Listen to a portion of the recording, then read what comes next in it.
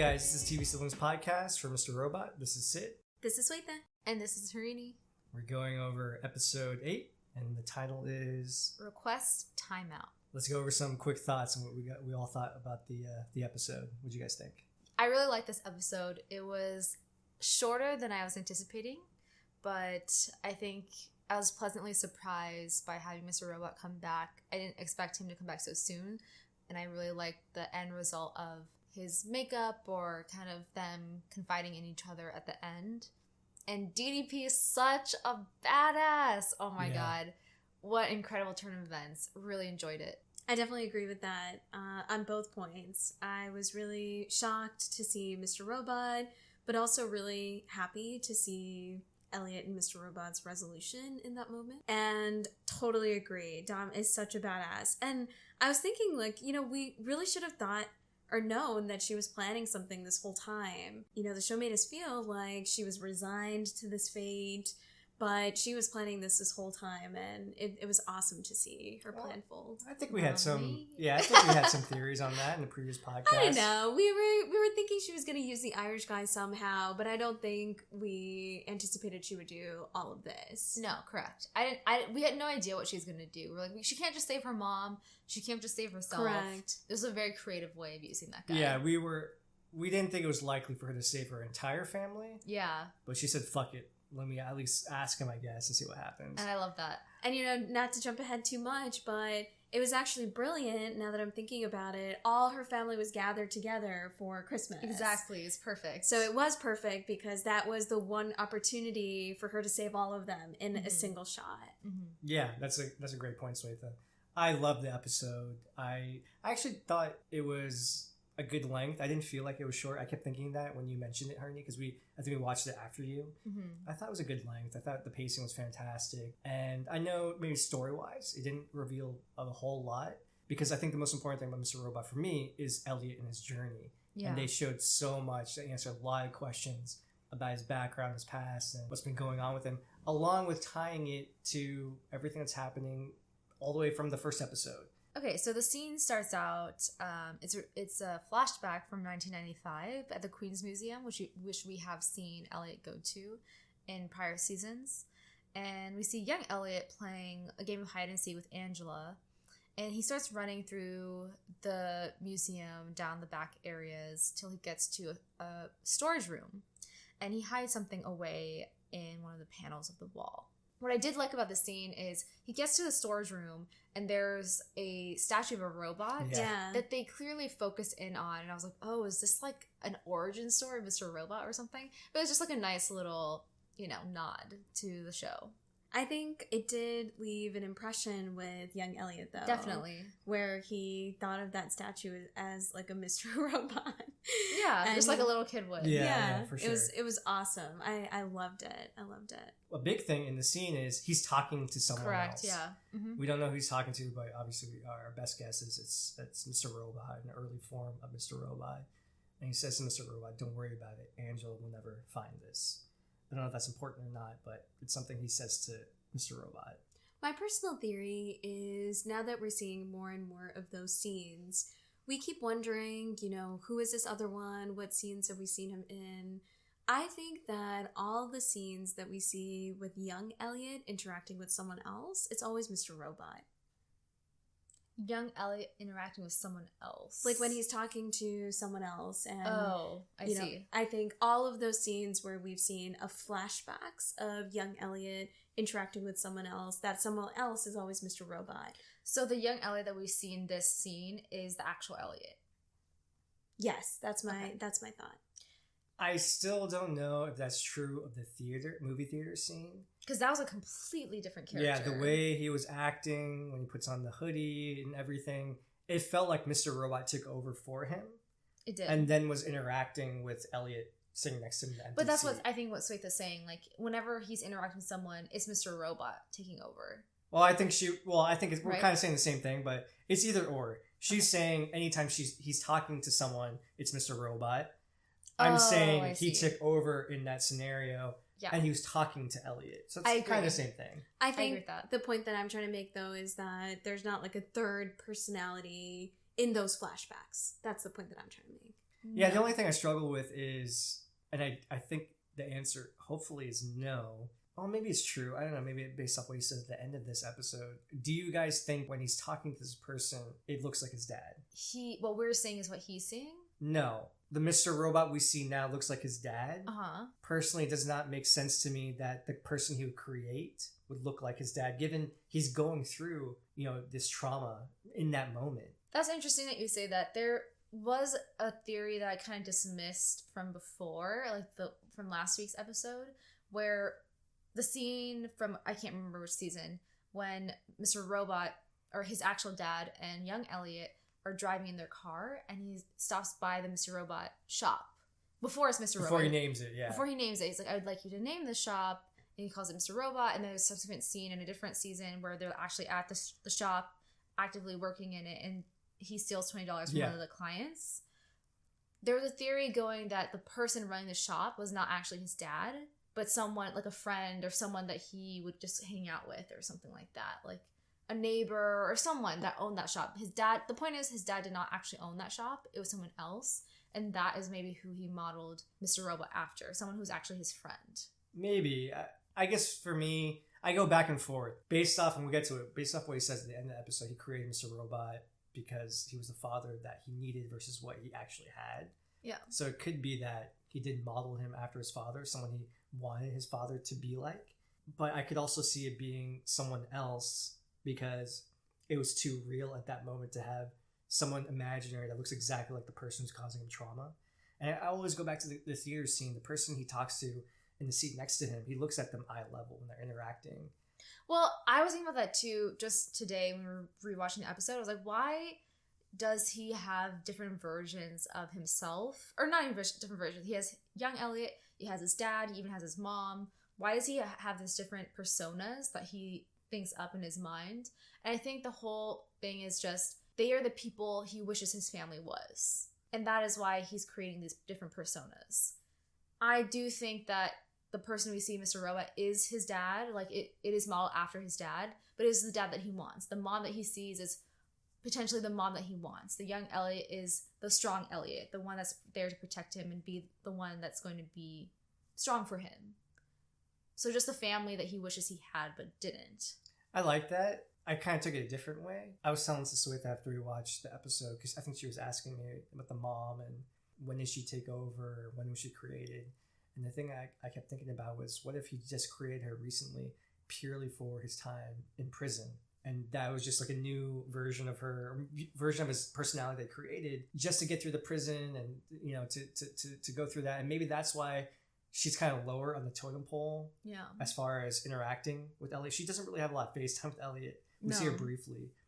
The young Elliot, I've always assumed, was the Elliot who went through that experience. Was like the one who actually went through that trauma. Yeah. The one that he says in this episode, I couldn't protect you. I couldn't save you. And I wonder if the Mr. Robot dad version we're seeing was only created, at least visually in this way, recently. But maybe he's changed over time. Maybe he's taken different forms over time based off whatever Elliot needs in that given moment. I like that. I can see that. So then the scene switches to Krista's apartment and the aftermath of killing Vera. Krista is freaking out because she's like, we need to get out of here. And Elliot is in a complete daze. He's in complete shock after hearing the news and realizing this information about himself. Krista looks out the window and Vera's goons are definitely going to come back up the stairwell or back up into the apartment. So she's like, let's leave now. And so that's kind of where the scene ends off. But right before the scene cuts off, Elliot in his daze sees the young version of him. And I like to say that's kind of like his new Mr. Robot for the interim right now. The person that is taking over in his persona. I thought the scene between Krista and Elliot was great. Krista, I think she said all the right things to him, or all the things that Elliot needed to hear. She took on, I was saying to Swetha, because she was saying what a great person, what a great doctor. And I was like, she's a Swetha doctor. She's very compassionate and regardless of the situation, really focusing on healing the person in front of her because this person needs that assistance, that healing based off her own skill set. Correct. And she says something that was, I think, huge for the whole storyline, going all the way back to everything that's about Elliot. She says, the itch that you have was related to what your father did to you. And we see that throughout the entire show. Every time Elliot needs to hack someone, he keeps saying, there's that itch again, that itch I can't scratch. And it was a great, I think they did it in an obvious way, but it was okay to link those together. And I thought that was really cool to see that. Yeah, and it usually has to do with child pornography or, child sexual abuse, something related to that. Those are the people that he goes after. And that was really almost like an unconscious part of his mind where he was going after that type of person without even realizing it. Mm-hmm. I think even going after people who are affecting people who are innocent, he just felt like he needed to protect people who are innocent. He's playing a little bit of a Robin Hood character. Yeah, I go back to when he hacked Krista's boyfriend. Yeah. He's just like, there's this itch, something about him is off. Mm-hmm. He's not hurting any children, but he's hurting Krista. Yeah. And the dog. And the dog. Flipper. Yeah. But I agree. After watching that scene, I just thought Krista has such a big heart. Yeah. After everything she literally just went through, all because of Elliot, with Vera terrorizing her, holding her hostage, threatening Jason, she still has the heart to care about Elliot. And just like you said, she has the expertise and the experience of helping others who've been in a similar position as Elliot through this process, and she wants to be there for him. Yeah. Even after everything he just put her through. And yeah, it's a great scene. A beautiful scene. It's a little getting ahead. Yeah. But just to cut back, so Krista's great and she gets them into a taxi and they're going to the police station. And we get a nice Wellick sighting in a taxi, which is great. Wishing everyone a happy holidays, which was nice. But then it cuts back to into Dom's house. So back at home at the DiPiero house, it's Christmas. Everyone's having a good time. There's some family antics happening with the children.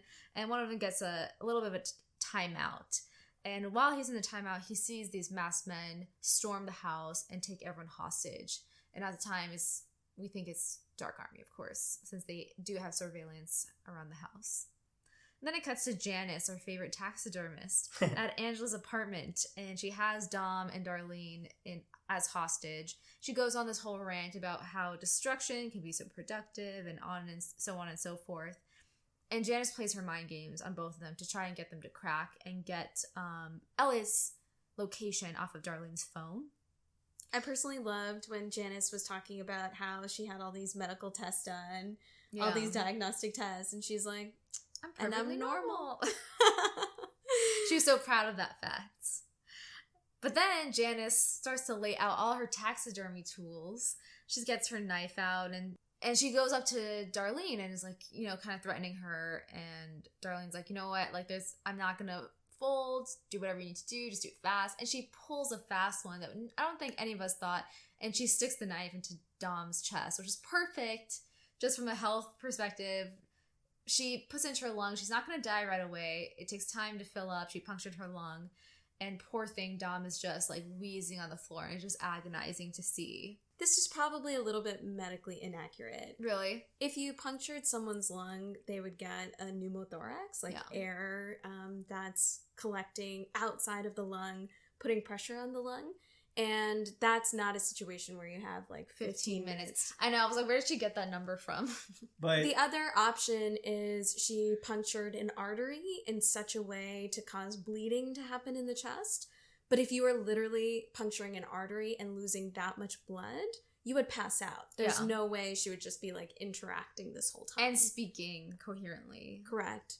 I guess I thought the point that Janice was making is don't take the knife out, because then that's when the oxygen would evacuate. No, that's not really how it works.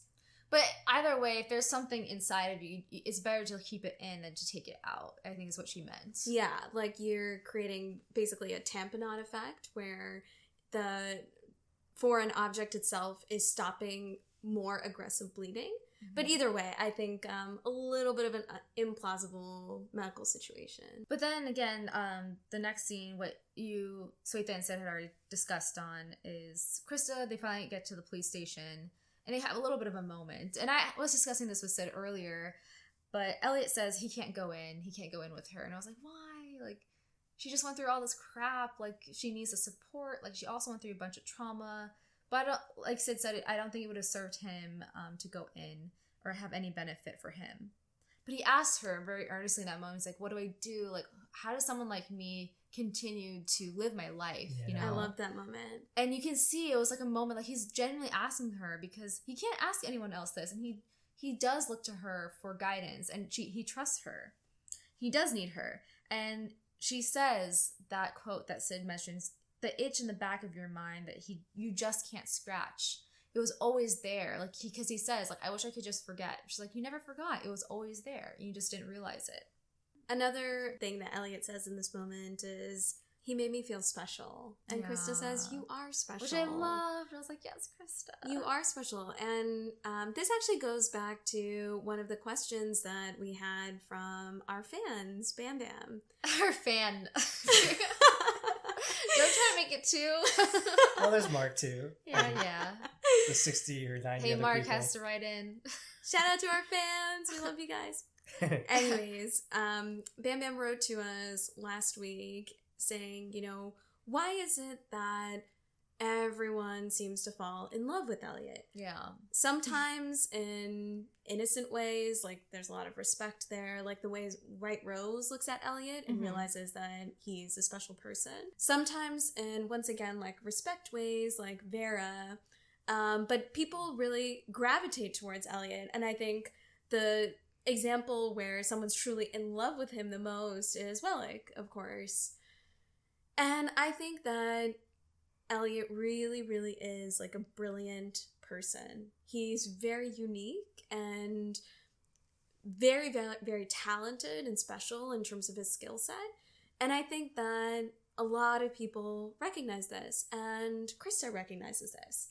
I don't think that she's just trying to, you know, give him a white lie, make him feel better, like, oh, you know, you're a unique genuine flower type of thing. I think it's more, you know, it's, you are really a special person, and everything that you're proud of in terms of yourself, you have to keep, like, you have to hold on to that because that's you, and you can't let everything be colored negatively in this way. And I think that really helps him. We'll talk about what he says at the end, but I really think that what Krista says to him in this moment really, really does help him. It's true.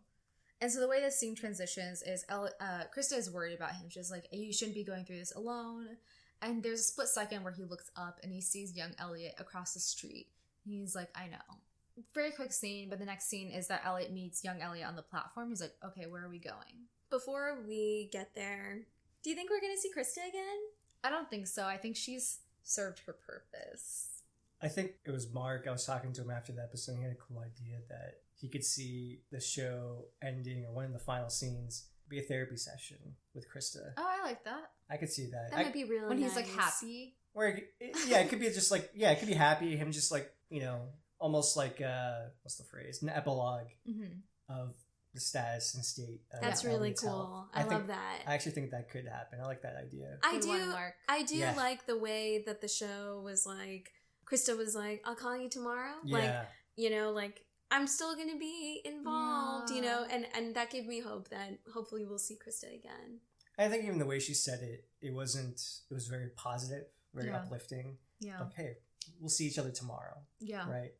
It's actually really, really cool because all of the initial scenes that we see between Elliot and Krista, I thought, like, she's not really helping him, you know? Like, he's a very guarded, he's not being open and honest with her, and he's just going there because it's, like, court-ordered, and he's just kind of going through the motions. But you see through this whole evolution, they actually really did have a very deep connection and very successful therapy, actually, at the end of the day, where Krista did an amazing job with very, like, difficult circumstances in uncovering the secret, and unfortunately she was forced by Vera to kind of unload it on him, as opposed to what she wanted to do, help him slowly realize it and come to terms with it in a more natural way.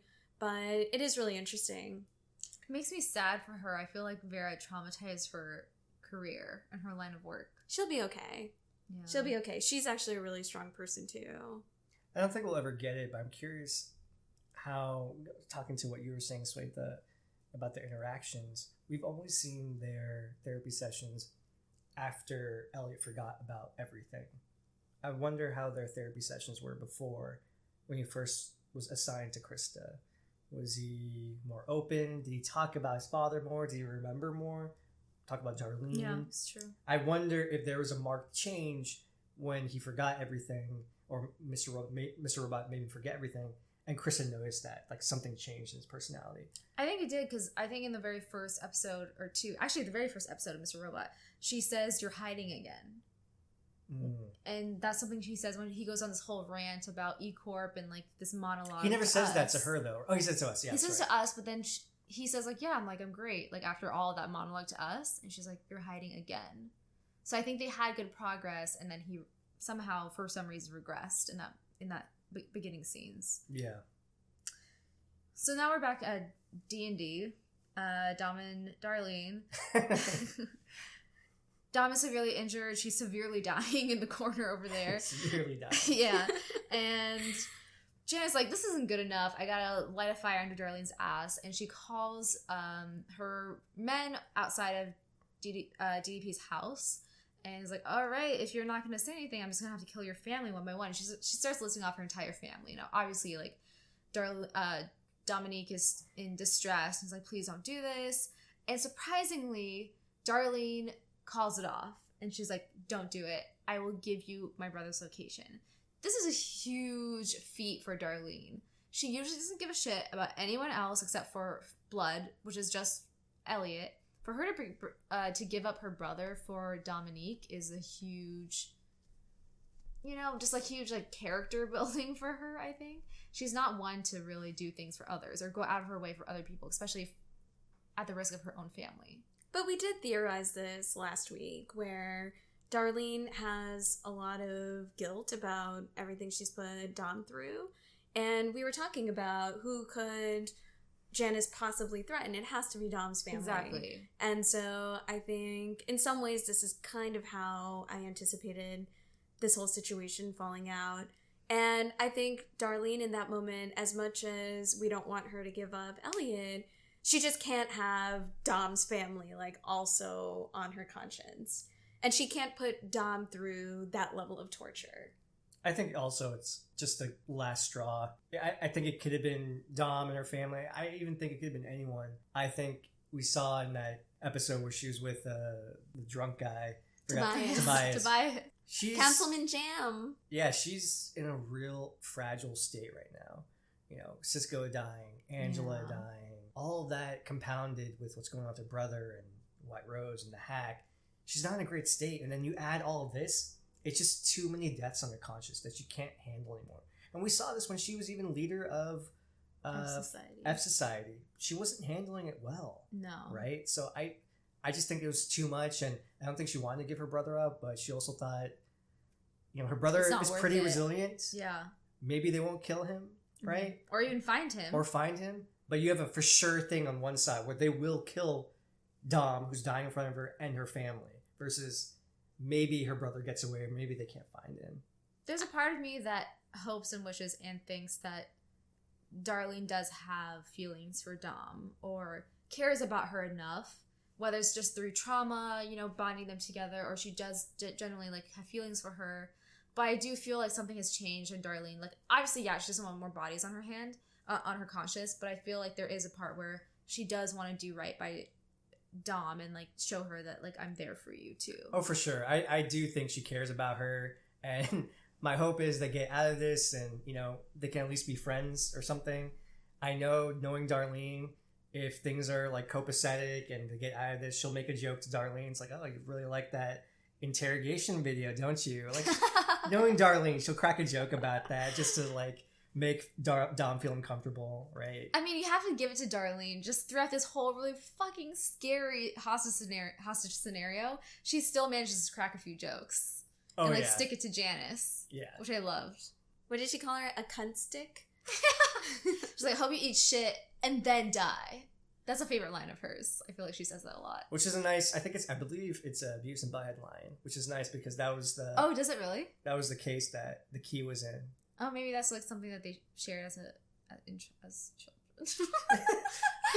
In other words, children. I was going to say as childhood. That's not right. Anyway. So now it switches back to the Queen's Museum. Young Ellie, I should say, has brought Elliot there, and Elliot starts just repeating himself. He's like, I'm sorry I didn't protect you, and starts yelling it over and over again.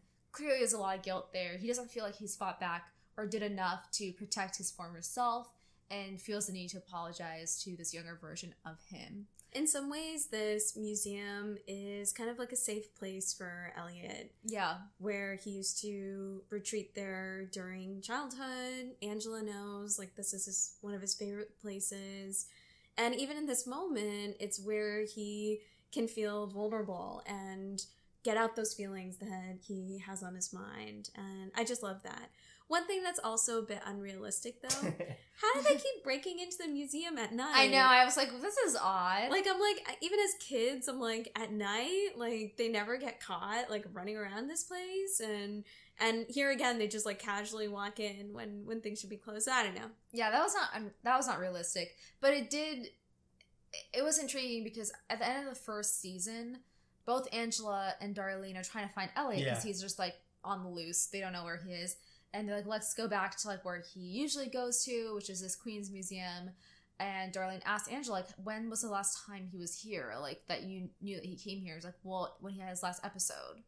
So this seems to be a recurrent theme of a place where he usually goes to. So I found that interesting. Yeah. This must have happened before.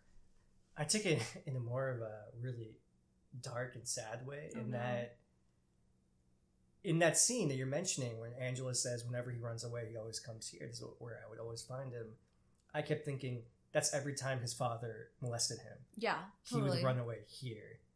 Potentially, and that just was sad to think about because it was multiple times and Angela just took it as a way of, it's his escape. But she sounds like had no idea what was happening. So the continuation of this scene is the young Elliot takes him back to the storage room from the beginning scenes of this episode and retrieves what he had hidden all those years ago. And it is a Beavis and Butthead wallet or some sort. Yeah. And inside is a key with the teeth of the key in the shape of an E. Yep.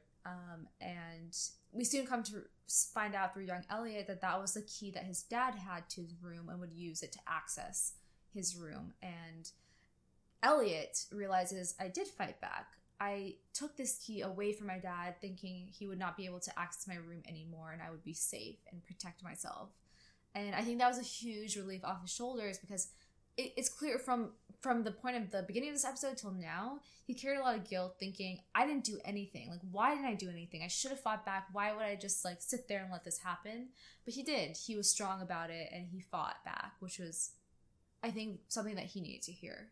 Guilt and a lot of shame. Shame, yeah, totally. Which I think a lot of people, unfortunately, in these types of situations feel. Mm-hmm. And it was really, really important for him to realize that he tried. Yeah. As a child, he just did what he could to stop the situation. And I think that really helped him process it too, where he can't feel guilty about not trying. He can't feel shame about just letting it happen because he didn't. Even though as a kid he was powerless in a few ways to stop it from happening altogether. Yeah, this is the first part of him healing. He sees it when he's interacting with this, fabricated version of his younger self when he says, no, you did try to hide the key to prevent your dad from coming in. And jumping ahead to the final scene, he gets that second half of closure with Mr. Robot. When Elliot realizes when he's talking to Mr. Robot, I created you as a way of protecting myself and having the father that I wanted. And I kept thinking about this. It reminded me of a scene from my own childhood. It was very child logic that young Elliot had in order to protect himself. Definitely. My dad's oldest brother, my grandfather, or my uncle, he used to eat a lot of tobacco anytime we went to India, and it was really unhealthy. And I was maybe 9 or 10, and I just caring about him hid the tobacco one day because I was like, you know what? I just maybe if I hide it from him, he'll just stop using it and stop this addiction. I remember he was frantically freaking out. I was like, where is it? And I finally had to give it to him.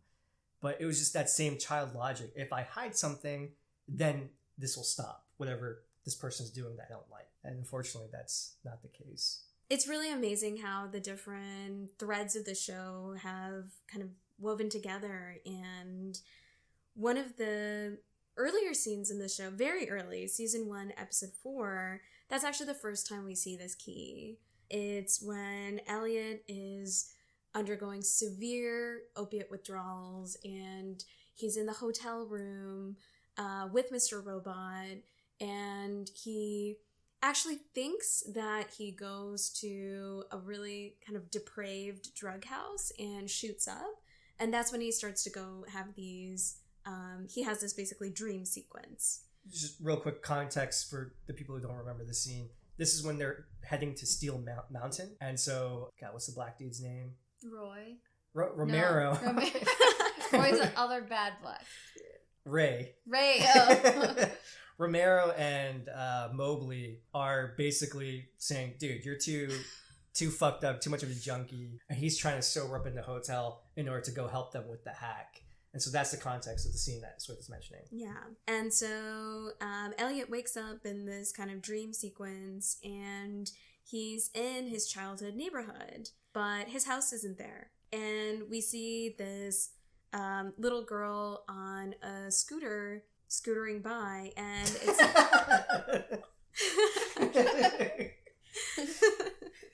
It's okay, there's not many words for that. And it's actually little Darlene, and she asks him, "What's your monster?" And Elliot doesn't answer. He doesn't know how to answer, and she actually drops the key. And I think one more detail about the scene, when he's looking at his house, it says like error not found. 404 not found. It's basically this like telephone post, and there's a sign on it that says error not where found. his house is supposed to be. Which is, I think you said this while we were watching the scene. It kind of relates to the fact that that memory is blocked, right? Yeah. It's been cut out or protected from Elliot, stored away, as he says later on. Correct. Where he's not having access to his childhood home, essentially to protect him, is our theory on it. And then it cuts to Elliot entering his apartment, and it's like present day. Interestingly enough, Wellick's sitting at his desk, and he's holding the key. Yep. And then QWERTY, his fish, starts talking to him, and it's kind of a funny scene. Also a little bit of a callback to the Sopranos dream sequence, where there's like a talking fish head on the wall. This is what kind of it reminded me of. But QWERTY actually says something really interesting, and he's like, man, like day in, day out, everything's the same. I'm on a loop, and I can't get out, and I'm exhausted. And Elliot's like, what can I do for you, man? Like, how can I help you? He's really interested in QWERTY and his situation. And QWERTY's like, move me to a window! Move me to a window? Is that what he says? Yeah. Like, it would help his life so much if he just could, like, look out and, That's like, so see funny. something different. I love that. And I think that's a good call back or call forward to the Alderson loop. Yeah. Yes. Which I think you guys talked about in the last podcast. Did you not listen to me? I listened, and in my opinion, it was the best podcast we've done. Wow. The sisters did a great job. Great job without me. Nah, we're a trio. Then it cuts to Angela eating QWERTY. That was tough. And Sid actually noticed this. I didn't notice this like the first couple times we watched the scene. It's actually all safe, and it's cubicles, but it's also like this fancy restaurant. And the waiter brings Elliot a raspberry pie, which is relevant to what's happening in that scene. That's what he uses, a Raspberry Pi device in order to hack the thermostat in order to get access to Steel Mountain. I had a really dark, twisted version of that, interpretation of that. Because the way that the waiter puts it down, he's like, this is Pop's raspberry pie. And it was like, you know, a way that his dad would maybe bribe him to do things for him or whatever. And he would just like kind of like eat it up, you know? Sorry. That was really bad. You might be right. We don't really know, but you might be right. But you're right. Steel Mountain, the raspberry pie, that makes more sense. And so Elliot takes a big bite into the pie, and he bites on the key. So he kind of spits out the key. Angela thinks that Elliot's proposing, and she's like, yes! And it's so sweet. Aw, Elliot looks so happy. Like, as happy as Elliot can be. He's like very bemused. Yeah? like, okay, is this happening? Am I really getting married to Angela? Yeah. And they hug. And then Swetha find that scene a lot. it's like a fairy tale. And then it cuts to I believe the F Society arcade. Yeah. And there's like a lot of really like scary imagery around with like clowns and stuff like that. And Angela's in a wedding dress and Elliot's in a tuxedo. And Angela kind of says some interesting things, but she talks to him about, you know, do you even know who your monster is? So she brings up this idea of a monster again. And she hands back the key and says, it didn't fit. And then Elliot kind of wakes up from all of this. I find that interesting. I'm like, what does he mean, or what does she mean by it doesn't fit? And what I interpret that as is the key belongs to the monster, and it doesn't fit her because she isn't the monster. Wellick was holding the key. He's not the monster, and they're hiding it from the monster. So I think obviously the monster is, we know, his dad, and that's who the key fits. He's the only person that can enter, you know, and, you know, causes trauma to him or whatever it is. So I thought that was interesting. I don't know what you guys think. I also was trying to figure out why Angela's in that situation the way it is. And then this is also really sad and really dark. Maybe the key is more of like a symbol in this dream sequence, right? Like this thing that is buried deep inside Elliot, and he's trying to figure out what it is and what it's about. And in a way, maybe it's like he's thinking it's like the key to his happiness. This is something that, you know, I've always wanted. This is something that Elliot's always wanted. And then in that final scene where she's like, it doesn't belong to me, it's like, no, that's not what this is. This thing that you've been searching for, it's not happiness with me. It's like more of this soul searching you have to do. And she puts it back on him. Yeah. That's kind of the way I interpreted it. I like that too. There's one other thing that happens that you didn't mention. She says to Elliot, you're not really Elliot. Yeah. And then she says, you're the, and then it cuts out. That's right. And so my interpretation of this entire scene was that it was his subconscious trying to reveal to him what he's missing, what Mr. Robot made him forget. Also, she says one other thing. She says, you were born just a month ago. Yes, that's a huge thing too, which also relates to Mr. Robot erasing his memory a month ago and his subconscious trying to get all those memories back. Yeah. And I feel like Mr. Robot cut it off before Angela, his subconscious, told him actually who he was. Fascinating. That's a great thought, yeah. Sorry, say that one more time. Okay. I couldn't follow you there. So she says to Elliot, you're not really Elliot. And like Swetha said, you were born a month ago. And, you know, that's why you're kind of confused as to what's happening. And she says, you're not Elliot, you're the, and it gets cut off. And so I thought this entire dream sequence was his subconscious trying to get him to remember what Mr. Robot made him forget a month ago. And that Angela is actually personified by his subconscious trying to tell him who he really is. And then Mr. Robot cuts it off, preventing him from getting that information. Yeah. And I think you, Swetha, shouted out when she was trying to say you're the, and then you said the other one. And that kind of goes back to like I think the theory we've been talking about, that maybe the other one is just a version of Elliot that maybe knows the information. Knows the information, maybe a happier version of Elliot, an angrier version. I don't know, but just a version of Elliot. Yeah, a version adult that Elliot. Steps. Yeah. Which I think is the version we're coming to have. And maybe it's the version before Mr. Robot made him forget. Not to get too down the rabbit hole, because I'm not even sure our listeners are following us anymore.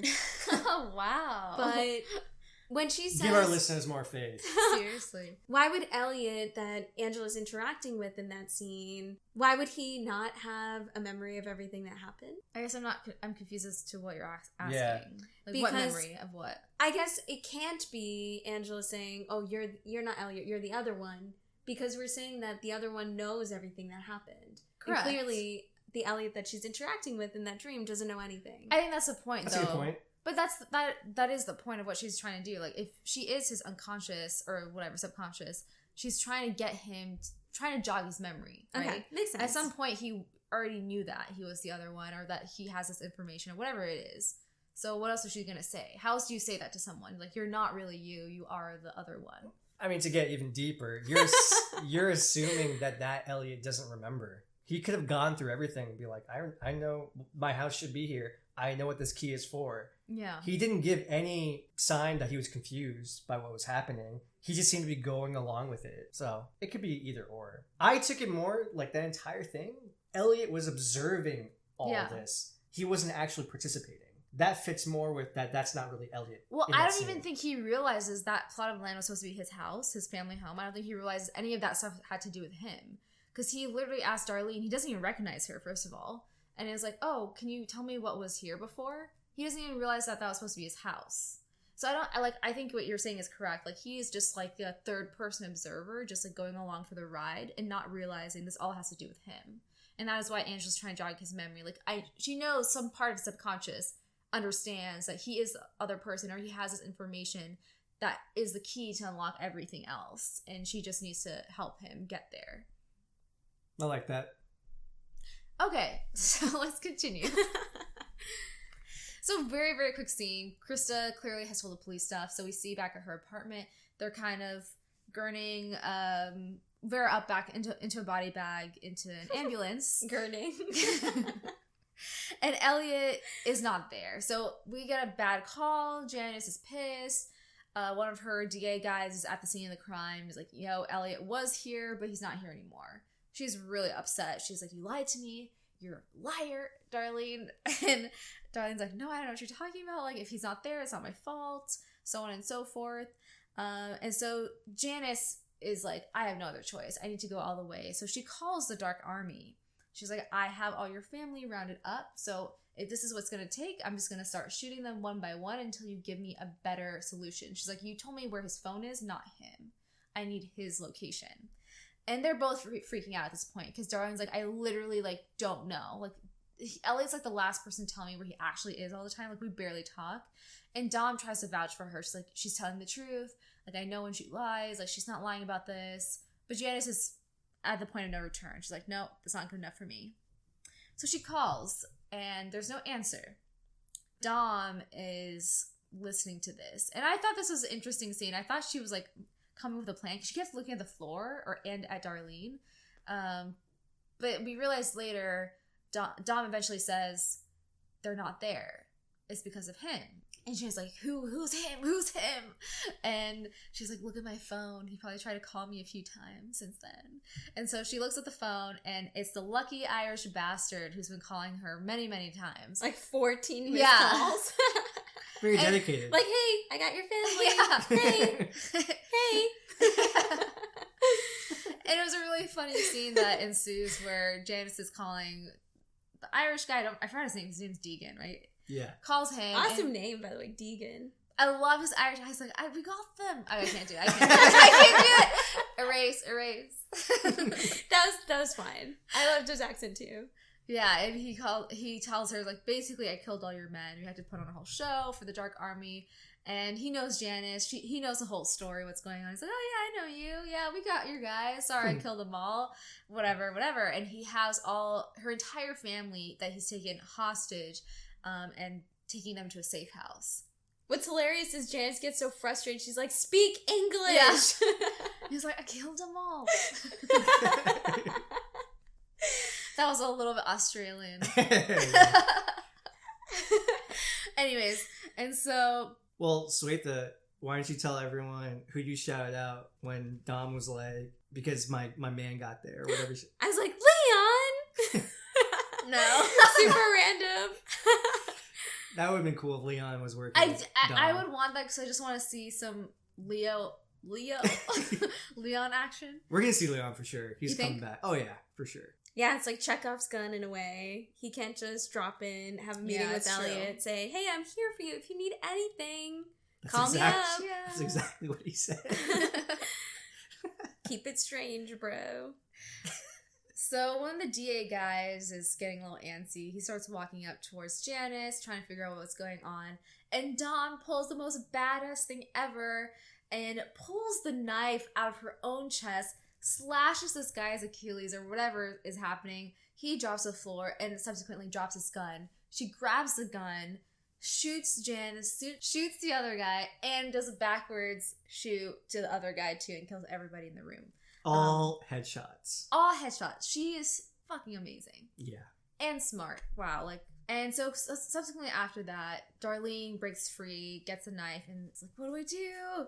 And Dom calls the FBI, calls it in. She's like, hey, I need help, officer down. And Darlene's like, I don't want to leave you. And Dom's like, no, I need you to go. So she tells Darlene to leave. She's like, but get these guys for me. If you want to help me, take these guys down. And so Darlene leaves. So the final scene is a very touching scene. We see Elliot back at Allsafe, and he's finishing up some code for the hack that's supposed to go down probably like in an hour or so. And Mr. Robot slowly walks onto the scene, which is a huge relief for me, and I'm sure for the rest of us here. But also shock. I was like, what's gonna happen? Yeah, like because the way that he's even walking onto the scene is very timid. He's like, I don't know, like kind of walking around in eggshells, of course, with the tension in the room. But it was still great to see because we weren't sure if we were even going to see Mr. Robot again. Definitely. Mr. Robot kind of tiptoes around the conversation. He's like, clearly you didn't call me back here for the hack. Like, can we talk about things? Elliot doesn't really respond. So Mr. Robot goes on this monologue, essentially talking about how he was just trying to protect him, and he feels very sorry about how things went and how things unfolded, and he feels like he failed him. His actual father failed him, and now he feels like he failed him by trying to keep this all from him, and it is not how he wanted it to turn out. But he emphasizes at the end, I just want you to know I'm not your father, and I wouldn't do that to you. Like, I am not that same person. And Elliot, in a huge sigh of relief, says, I know you're nothing like him. You're the father I needed and not the father I had. And I think that was this is a very emotional scene. Christian Slater just absolutely killed it in his acting. Fantastic. The emotion on his face, you could tell it was just something he genuinely needed to hear from Elliot, And he says, I wish this never happened to you. I wish I could take it all back. And Elliot says, no, then I wouldn't be me. And I wouldn't have you. Yeah. Amazing. Beautiful, touching scene between the two of them. And amazing writing, too. Absolutely amazing. And they embrace, and that was a huge thing, As we know this information about his real dad, so the idea in my mind of touching Elliot might be, too soon. A little bit too soon after coming off this information. But it was very touching to see that when Elliot says he knows the difference, and he's willing to embrace Mr. Robot and know, and giving him that physical confirmation, I know you're not him, and I know you're not going to do anything to hurt me, which was really beautiful to see. Even the look he gave, it almost felt like I want to be kind of hugged right now. Yeah. He's like, I need you here with me right now. And he says honestly, in kind of a burst of tears, I don't think I can go through with this hack. But then it becomes deeper than that. He says the real reason. He's just like, I don't think I can do this. He just says it over and over. I can't do this. And he just breaks down. And the scene pans out. And to me, it felt like a true father embracing his son that's breaking down. It was so touching. And that's how the scene ends. Or how the episode ends. And it was great because it would have been so unrealistic if he was okay. And he's like, yeah, let's do the hack. And we focus on this. And I'll deal with this later. He's like, no, this is not real. Yeah. This is something hugely traumatic. He's almost experiencing again for the first time. And he can't deal with it right now. And I thought it was cool at the beginning of the scene where Mr. Robot says, well, you let me back in. Elliot allowed him to come back, Mr. Robot, because he needed him. He needed to not be alone. He needed just to talk to someone that he could trust that actually cares about him, that he knows cares about him. And that's Mr. Robot. And for me, when this scene was zooming out, I loved everything about the scene. The scene was beautiful. But I kept thinking that we were going to see Darlene standing there. Yeah. And her hearing everything. I mean, that's how she finds out about this. But yeah, the way that it was done was perfect. I think there's a reason now, looking back on this episode and everything we know about Elliot, why he calls Mr. Robot and not his dad's name or something like that. I think it has to do with the scene that we've seen in the beginning, that robot statue, very childlike mentality, something that he really likes and holds dear, a safe memory, which is that the Queen's Museum, a safe place for him, an item in that place that was a safe haven in his mind that he can attribute to a person that is protecting him. Which I don't know if that's true or not, but I like that if that is true. Yeah, I like that a lot. It's a good delineation between the two of those people. This goes back to Sid's point that he was making at the beginning of the podcast, though. Why would he have his same face? That part I still struggle with. I think I still hold true to what I feel is he's always been trying to make a version of his family that he likes and that he wishes he had. It makes perfect sense, but if you just think about what would be a trigger for you if you were in that situation, it would be like someone who looks like the person who's abusing you. So I don't know. It's hard to imagine someone being so able to separate those two people in their minds. I think that's what I was saying. I don't think it makes sense that the earliest version of Mr. Robot looked like his father. Mm-mm. But I have no problems with the current version looking at like his father, because what he says is exactly true. I created you because I need a father that would actually protect me, take care of me, because that's not what I actually had. He's like, he's the father he needed. Yeah. It's a very interesting take on the whole Fight Club premise, where he creates someone that's everything that he wants to be, but it's not him, but it's someone different. Yeah. In this instance, there's someone that's hurting him, and he just creates the same version of the person who that person should be. But he doesn't change the person. It's like, this is what my life should have been like. He's not trying to hide from his father. Yeah. He's trying to create a version that he can exist with. And I feel like we do that all the time on a daily basis. Like, there's many people in our lives, like for example, if you're just, head over heels with someone, sometimes you create a version of them in your mind that you want them to be, and that may not be how they actually are. I think that's very easy for our minds to play tricks on each other, or tricks on ourselves, to create a version of someone that we can be palatable to. So I don't think it's too far off. Yeah, obviously there was a lot of trauma there, but in terms of Elliot's mind, it seems logical for him to fight back and not hide away from that trauma, and instead create the person that he wants in that same person. And Mr. Roa says a lot of interesting things in the scene where he says, I kept these memories from you. And I tried to give you the good memories of your father when you guys were friends and things are okay. Mm-hmm. And then maybe hide you from the rest of those bad stuff. And he apologizes, saying, it wasn't my secret to keep. Correct. Which I think is huge. Because that's something we see in the scene where he pushes him off the pier at the beach, where he says, your father was mad at you and pushed you out the window, according to Elliot's version of the memory. Yeah. Do you think it's because you told a secret that you weren't supposed to tell? Mm-hmm. And it kind of goes, it's all linked together. And in reality, Mr.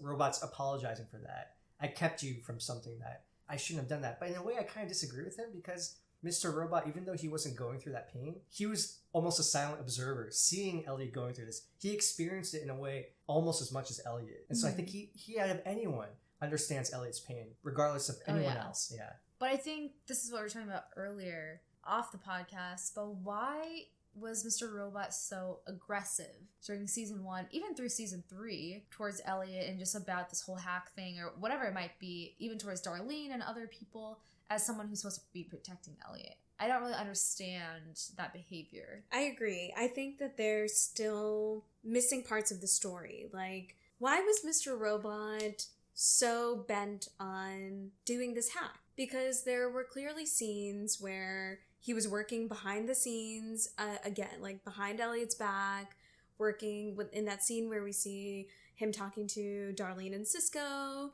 He was in the middle of the night meeting up with Wellick, right? That part doesn't fit at all. Like, why, if his sole purpose is to protect Elliot and help him through life, what was he doing in all of those moments where he was just completely acting outside of what Elliot wanted? I think maybe, well, again, this goes back to, we don't know what caused Mr. Robot to erase his memories of everything. There's something that must have happened that triggered this. I've always taken those early scenes as Mr. Robot giving Elliot purpose to move forward. Because when we first meet Elliot, he seems stuck. Mm. He hates his job. He hates his life. He's miserable. He's so antisocial. He can't even step into a bar with his best friend for her birthday. And maybe Elliot, or maybe Mr. Robot felt like, you know what? If I can tap into his anger, I can give him a purpose. Yeah. And why not redirect it at the company that he hates already? I agree with that. I think it was all purely just a distraction from the real pain. Yeah, because Mr. Robot didn't know how to deal with that. He's like, I need to hide it, but it's still bubbling there. I need to redirect this anger towards something else. He's already good at hacking. Give it a more direct purpose. I think one of the reasons we see Mr. Robot be so aggressive is certain scenes where his survival is threatened, where Elliot is trying to shut him out, turn him off. In those moments, we think, okay, Mr. Robot's acting out of that self-survival instinct, but it's actually, he really, really, really needs to be there for Elliot, and he's like, please don't turn me off. Yeah. You're not allowed to turn me off. Like, I need to be there for you. And it's like, he does it in the most aggressive way possible, but I think ultimately he was looking out for Elliot in those moments. And you know what's interesting? He's the only other person that besides Elliot, of course, at times, the only other person that he's very aggressive with is Darlene. And I think it's because there's always a chance that Darlene could trigger these memories in Elliot. It was a huge guard against her to protect him. What do you guys think about that scene? Now I'm thinking about all the scenes where we see Mr. Robot but we don't see Elliot. What do you think about that scene where we see him interacting with Philip Price? Where he's like, I'm the leader of this revolutionary, this revolution, and I need credit for this. I don't know. And Philip Price is like, you're not a leader. We're your followers. Mr. Robot is Elliot. He's an aspect of Elliot, right? And so he's going to take on some of Elliot's traits. If he commits himself to, hey, this is what I have to do to protect Elliot, create this plan and this mission, he's going to take on some of those interests and that passion. Like, yeah, this is what we need to do. And it's something I care about equally. He's so aggressive because it's everything he can to drive distance from those memories, pushing it away as far away as possible. And if that means you have to be super aggressive and threaten people, fine, as long as Elliot's going to be okay. But there's this somewhat megalomaniac aspect to Mr. Robot that maybe it's just like, maybe we're just overthinking it. It's like that's who a part of Elliot is that is so different than the Elliot that we see and interact with, then it seems to not fit. But even when we see Mr. Robot interacting with Krista and he's like, who do you think did that hack? He almost can't contain himself. He's so proud of what he pulled off. It's like very off-putting in a way. It's like, okay, but maybe that's just a part of Elliot's personality, like you said. And it's not like a great quality to have, but he is who he is. Everyone has that in them, right? Everyone has part of their ego, and Mr. Robot ego is not me. Oh yeah, you definitely have it. Oh yeah, come on. I think also, as much as Elliot has changed and gone on a journey from the first episode, so has Mr. Robot. He's changed as well. Definitely. He's gone through a journey. I think we keep looking at Mr. Robot as a very two-dimensional character. Yeah. But no, he's not. He is a part of Elliot, and he's as much of a real character in person as Elliot, because Elliot created him with all this texture and different definition that he could evolve. And he has for I don't know how many years, since Elliot was 8 years old or whatever, right? Yeah. And who's to say that Mr. Robot is not super into the hack? Maybe even more so at times than Elliot. And he also doesn't want to see this hack die. So that could explain a lot of the behaviors that he has. Like, no, we have to do this. Like, we put so much work into this. And Elliot has these ebbs and flows where he doesn't give a shit sometimes. And he does, and he doesn't. Maybe we went back and forth on this, that whether it was the other personality that came up with the idea for the hack in the show that kind of inferred that it was Mr. Robot. Let's just say it's Mr. Robot. That means it's his idea. It's his baby. And it's something that, he doesn't want to let die, right? Yeah. Only 5 more episodes left. That's a lot. Well, probably maybe 4 if the last one's 2 hours, right? Maybe, yeah. I didn't think about that till now. That's even more depressing. But next week's episode looks really good. Really exciting to see what looks happens. Amazing. Can't wait. So we have some listener feedback from Bam Bam, and I'll just go through it quick. The first one, window incident. Does Darlene even know about the whole situation of abuse? I don't think so. I don't think so either. But I hope that Elliot confides in her at some point. This is feedback from the previous episode, but he says, I think Mr. Robot will still be there. We see that Mr. Robot comes back. I know that was kind of a question on your guys' podcast last week. Would we ever see Mr. Robot again? Yeah. Swetha, you alluded to this. Why does everyone love Elliot so much? And we kind of talked about that. And he mentions he loves that you guys went through the stages of grief. And that was really well done. And he buys that theory.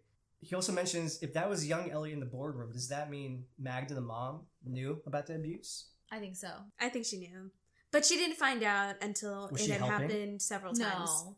I think she just acted in a weird way where she found out and was disgusted by everybody in her family. And Bam Bam still feels like the project is some kind of multiverse madness. I agree with that. Why do you think Magda was so mean to Elliot, if she did know? I think she just hates weakness. She always, like, shat on not Mr. Rowe, but, like, her husband for being Edward weak. Alderson.